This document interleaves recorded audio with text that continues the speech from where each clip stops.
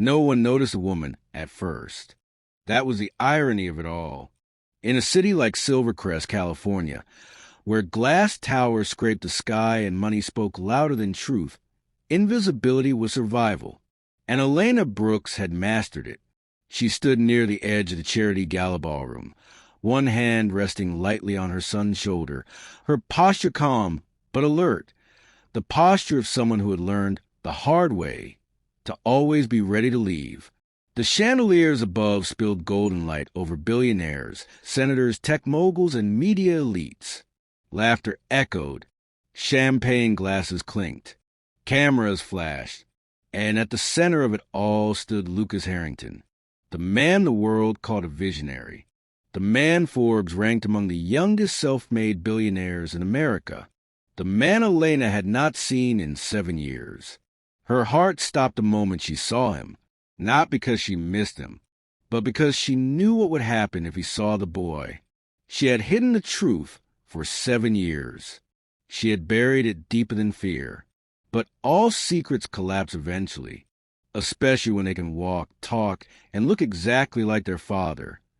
Lucas Harrington stood tall in a tailored black suit, confidence etched into every movement. His silver cufflinks caught the light as he spoke to donors, smiling with practiced ease. He looked powerful, untouchable, nothing like the man Elena remembered. 7 years ago, Lucas had been reckless brilliance, ambition wrapped in charm, promises spoken too easily, love treated like a temporary investment. Back then, Elena had believed him. Back then, she thought love could survive success. She was wrong. Elena tightened her grip on her son's shoulder. Noah Brooks, age 6, bright eyes, dark hair, sharp cheekbones, and a face that mirrored Lucas Harrington's childhood photos so perfectly it terrified her. "Mom," Noah whispered, tugging her sleeve. "Why are there so many people staring at that man?" Elena swallowed. "Because he's important," she said quietly. Noah frowned. "Important like you?" Her chest ached. "Not like me," she said. She turned, guiding him gently toward the exit. Too late. Lucas stopped mid-conversation. His smile faded. Across the room, something had caught his attention. Not Elena, the boy. Lucas stared. His breath hitched. For reasons he couldn't explain, his body reacted before his mind could catch up. His gaze locked onto the child as if pulled by gravity. Same eyes. Same expression when confused. Same stance. One foot slightly forward, like Lucas did when he was thinking. Lucas's pulse thundered. Impossible, he told himself. Yet he couldn't look away. A man can outrun his past, but he cannot outrun his own reflection. Elena felt it, that instinct mothers develop when danger enters a room. She turned and froze. Lucas Harrington was staring directly at Noah. The air between them thickened. The noise of the gala seemed to fade. Elena's mind screamed one word: run. She took a step back. That's when Noah spoke. Loud, clear, innocent. "Mom." He tilted his head, eyes curious. "Why is that man staring at us?" Silence. Real silence. Not the polite hush of wealth, but the heavy, stunned pause that follows a truth landing where it doesn't belong. Lucas's face drained of color. His eyes shifted slowly from the boy to the woman behind him, and recognition hit him like a collision. "Elena," he said. Her name sounded unfamiliar in his mouth. Older, heavier. She didn't answer. She just stared back, jaw tight, heart pounding. 7 years collapsed into one unbearable second. 7 years earlier, Havenport, New York. Elena Brooks was 24, brilliant, and dangerously in love. Lucas Harrington was 27, already rich, already restless, already chasing the next impossible dream. They met when Elena worked as a junior analyst at a venture firm funding Lucas's startup. At first, he barely noticed her. Then she challenged him in a meeting. Then she impressed him. Then he wanted her. Lucas made everything feel inevitable. The relationship, the future, the promises whispered at midnight. Until one morning, he chose ambition over honesty.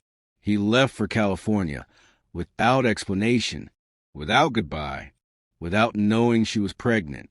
And Elena let him go. Elena, Lucas said again, stepping closer now, his voice low. Is that Izzy? She interrupted him sharply. We're leaving. She turned, pulling Noah with her. Lucas followed. Elena, wait. People began to notice. Whispers spread. Cameras subtly shifted direction. This wasn't supposed to happen. Not here. Not now. Mom, Noah asked quietly as they walked. Do you know him? Elena didn't answer. Lucas stopped walking. Noah, he repeated under his breath. The name struck him like a bell. He did the math in his head. 7 years. The timeline snapped into place. His legs nearly gave out. Elena, he said, louder now, urgency breaking through control. Please, just tell me one thing. She stopped, slowly turned. Her eyes were steady, but filled with something Lucas had never seen before. Not anger. Finality. You don't get to ask questions, she said. You gave that up. Noah looked between them. Then, innocently, honestly, he asked the question that shattered everything. Are you my dad? In one sentence, a billionaire lost the luxury of ignorance. Lucas Harrington, the man who negotiated billion-dollar deals without blinking, couldn't speak. His throat closed. His vision blurred. Elena didn't deny it. That was answer enough. Security shifted nervously nearby. The gala resumed around them, unaware that a man's entire identity had just fractured. Lucas dropped to one knee in front of Noah. His voice shook. What's your name again? Noah hesitated, then said, Noah Brooks. Lucas nodded slowly. Hi, Noah, he whispered. I'm Lucas. Noah smiled politely. Nice to meet you. Elena pulled her son back. That's enough. She turned toward the exit. Lucas watched them go, a woman he lost and a son he never knew, walking away into the night. And for the first time in his life, Lucas Harrington felt poor. Lucas Harrington didn't sleep that night, not in his penthouse overlooking Silvercrest Bay, not after the gala, not after the boy. Every time he closed his eyes, he saw Noah's face, not as a stranger, but as a mirror, his mirror. Same jawline, same cautious curiosity, same way of looking at the world, like it might disappear if he blinked too long. Lucas sat alone in his office, the city lights blinking beneath him like a living organism that suddenly felt irrelevant. For the first time in years, money had no solution. He had conquered markets. He had bent governments. But he had failed the one role that required no wealth at all. Lucas replayed the moment again and again. The question, are you my dad? He poured a drink he didn't touch. 7 years. 7 birthdays. 7 first days of school. 7 nights Elena had probably stayed awake wondering how to keep a child fed, clothed, and safe.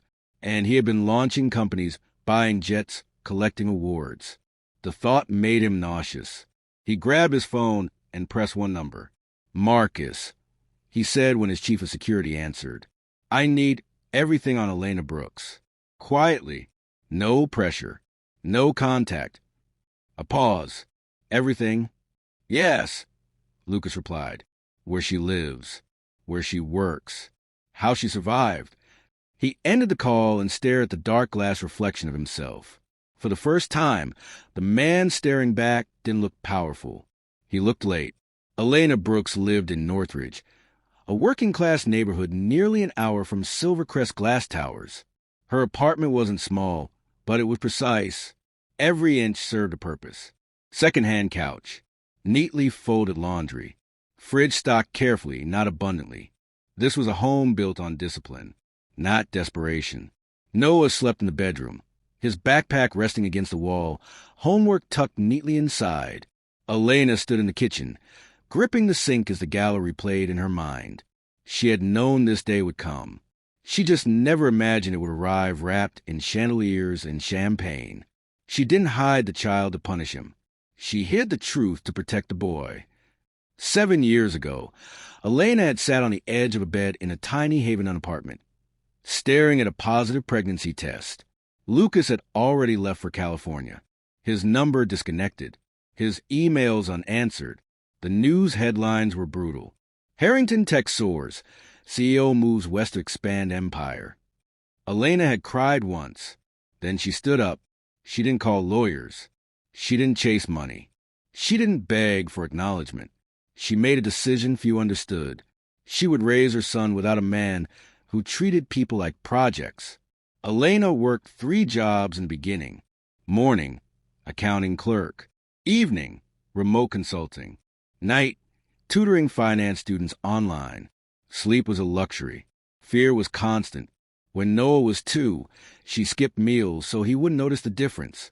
When he was 4, she sold her laptop to cover medical bills. When landlords raised rent, she negotiated calmly, never begging, never breaking. And through it all, Noah never felt poor, because Elena never let her exhaustion reach him. Noah stirred in his sleep. "Mama," he murmured. Elena rushed his bedside. "I'm here," she whispered.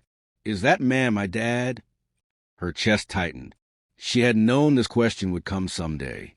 She just didn't plan for it to arrive so soon. "Yes," she said softly. "He is." "Does he know me?" Elena hesitated. "No," she said, "but he does now." Noah thought for a moment. "Is he nice?" That question hurt more than any accusation. "I don't know," Elena replied honestly. "But I know this." She brushed his hair gently. "You are loved. Every day. Completely." Noah smiled and drifted back to sleep. Elena sat there long after, tears sliding silently down her face. By morning, the report arrived. Marcus stood across Lucas's desk, uncomfortable. "She's impressive," Marcus admitted. "No lawsuits. No child support claims. No social media presence." Lucas scanned the file. Elena Brooks. Education, finance honors. Employment, independent consultant. Income, modest but stable. Housing, rented. Medical records, paid privately. School, Noah Brooks, excellent performance. Lucas's jaw tightened. "She never asked for anything," he whispered. "No," Marcus confirmed. "She built everything alone." Lucas leaned back, eyes closed. The realization hit harder than betrayal ever could. Elena didn't keep the child secret to manipulate him. She did it because she didn't trust him. And the evidence said she was right. Power looks different when you're not the one holding it. Lucas canceled all meetings that day. For the first time since founding his company, he took a day with no agenda. He drove, not in his usual black convoy, but alone. He parked across the street from Elena's apartment and watched. He saw Noah laughing with a neighbor's kid. He saw Elena returning from work, grocery bags balanced carefully. He saw life, small, disciplined, honest. And he understood something terrifying. They didn't need him. Lucas drafted a message, deleted it, drafted another, deleted it. Finally, he sent one sentence. "Elena, I owe you a conversation. Not an excuse, just the truth. When you're ready." No response. Hours passed. Then days. Lucas didn't push. For the first time, he respected a boundary. But inside, pressure built. Because billionaires are trained to fix problems. And this problem didn't want fixing. It wanted accountability. At school, Noah's teacher noticed something new. "He's been distracted," she told Elena gently. "Drawing a lot. Asking questions." "What kind of questions?" Elena asked. "About fathers." That night, Noah asked again. "Will I see him again?" Elena didn't lie. "Yes," she said, "but only if it's right." Across the city, Lucas stared at a framed photo of himself at age 6, alone, raised by a father who believed money replaced presence. The cycle was staring him in the face. And this time, he didn't want to repeat it. The first headline broke at 6:14 a.m. Billionaire Lucas Harrington linked to mystery child? Lucas stared at the screen in disbelief. He hadn't spoken publicly. He hadn't confirmed anything. He hadn't even seen Elena again. Yet the world had already decided to watch. A secret kept for 7 years collapsed in 7 hours. Because money attracts attention, and attention demands blood. By noon, speculation exploded. Commentators debated timelines. Blogs compared photos. Social media dissected Noah's face like evidence. Lucas's PR team flooded his office. "We need a statement," his publicist urged. "This could affect stock confidence." Lucas didn't look up. "No," he said. "This affects a child." Silence followed. His board didn't understand that sentence. Elena found out when a neighbor knocked on her door. "There are reporters downstairs," the woman whispered. Elena felt her stomach drop. She checked her phone. Missed calls. Unknown numbers. Voicemails piling up. Noah tugged her sleeve.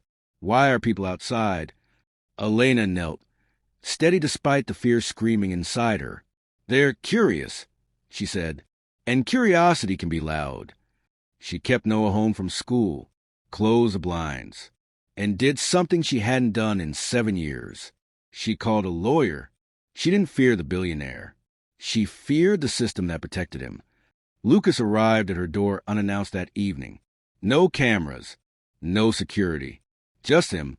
Elena opened the door and stared. "You don't get to come here," she said coldly. "I know," Lucas replied. "But please, just 5 minutes." She hesitated, then stepped aside. The apartment was quiet, small, real. Lucas took it in without comment. Noah peeked from his bedroom doorway. Lucas froze. "Hey," he said softly. Noah studied him. "You're the man from the party." Lucas nodded. "Yes." Elena stepped between them. "This isn't a meet and greet," she warned. "I understand," Lucas said. "I just want to talk. To you." She crossed her arms. "Talk." "You could have told me," Lucas said. Elena laughed, sharp, bitter. "When," she snapped, "when you disappeared, when your number vanished, when your career mattered more than people." Lucas swallowed. "I didn't know," he said, "and that's my fault. I should have been reachable. I should have been better." Elena's voice trembled. "You don't get credit for regret after 7 years." She stepped closer. "Do you know how many nights I cried quietly so my son wouldn't hear? Do you know how many times I chose groceries over sleep? Do you know how hard it is to raise a boy alone and still teach him to trust men?" Lucas couldn't meet her eyes.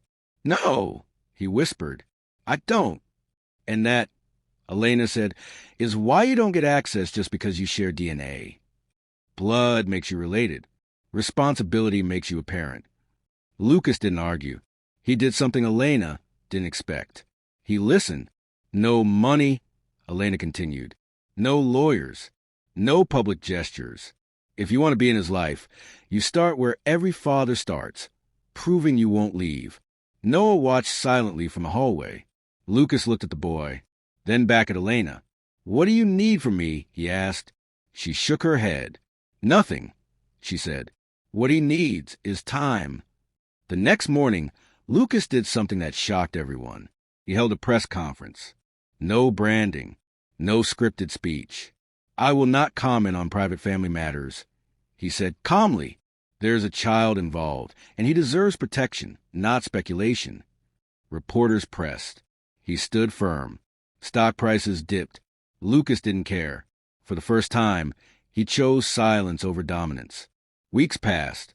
Noah asked questions. "Is he rich?" "Yes." "Does that mean he can buy more time?" Elena smiled sadly. "No," she said. "Time is earned." Lucas sent letters. Not gifts, not checks. Letters. Short, honest, apologetic. Noah read them with Elena. He didn't rush. Then one evening, Noah asked, "Can I talk to him?" Elena closed her eyes. This moment had arrived. They met at a public park. No cameras, no contracts. Lucas arrived early. When Noah approached, Lucas knelt, not as a billionaire, but as a man. "Hi," Lucas said. "I'm Lucas." Noah nodded. "I know." They walked. They talked about school, dinosaurs, favorite ice cream. Lucas didn't promise anything. He just showed up. When it ended, Noah hugged him quickly, then ran back to Elena. Lucas watched them leave, heart pounding. For the first time, he felt hope without control. The hardest thing Lucas Harrington ever did wasn't building a billion-dollar empire. It was learning to wait. Weeks passed after that first walk in the park. Then months. No contracts. No custody filings. No public announcements. Just consistency. Lucas showed up every Saturday morning at exactly 9 a.m. Sometimes Noah talked endlessly. Sometimes he barely spoke. Lucas never rushed him, because for the first time in his life, Lucas understood something no boardroom ever taught him. Presence is louder than promises. Anyone can arrive once. Very few can return quietly again and again. Elena watched everything. She watched how Lucas never corrected Noah harshly, how he listened more than he spoke, how he asked permission before hugs. She watched how he accepted boundaries without resentment. And slowly, painfully, something inside her shifted. Not trust, but acknowledgement. The real test came unexpectedly. Lucas's company announced a major expansion overseas, a deal that would triple his valuation and require him to relocate for 2 years. The board was ecstatic. "This is legacy defining," his chairman said. "You don't walk away from this." Lucas nodded, then said something no one expected. "I'm not going." The room froze. "What? Are you joking?" "You can delegate parenting." Lucas stood. "I already delegated it once," he said calmly. "I won't do it again." The deal collapsed. News outlets speculated. Investors panicked. Lucas didn't explain. For the first time, his silence wasn't strategic. It was intentional. Elena found out through the news. She sat at the kitchen table long after Noah fell asleep, the weight of it pressing down on her chest. He gave up billions. Not publicly, not performatively, but quietly, for a child who might never fully accept him. She realized something that terrified her. Lucas wasn't trying to win Noah. He was choosing him. Redemption doesn't arrive with speeches. It arrives with sacrifice no one demanded. The next Saturday, Elena did something she hadn't done before. She invited Lucas inside. Not to talk, not to negotiate, just inside. Noah smiled when he saw them sitting at the same table.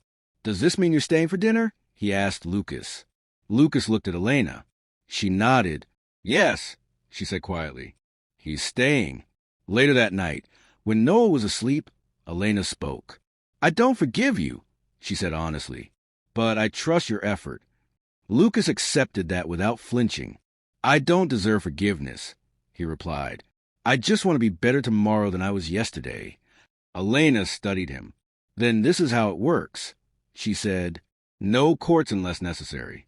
No press. No control." Lucas nodded. "I agree. And if you ever disappear again," she added, voice steady, "I won't explain your absence for you." "I won't," he said. This time, she believed him. Years later, Noah grew, not spoiled, not confused, grounded. He knew his father was wealthy, but he also knew his father packed lunches, missed meetings for school plays, and listened when he spoke. Lucas became something rare. A man who stepped down and stepped up.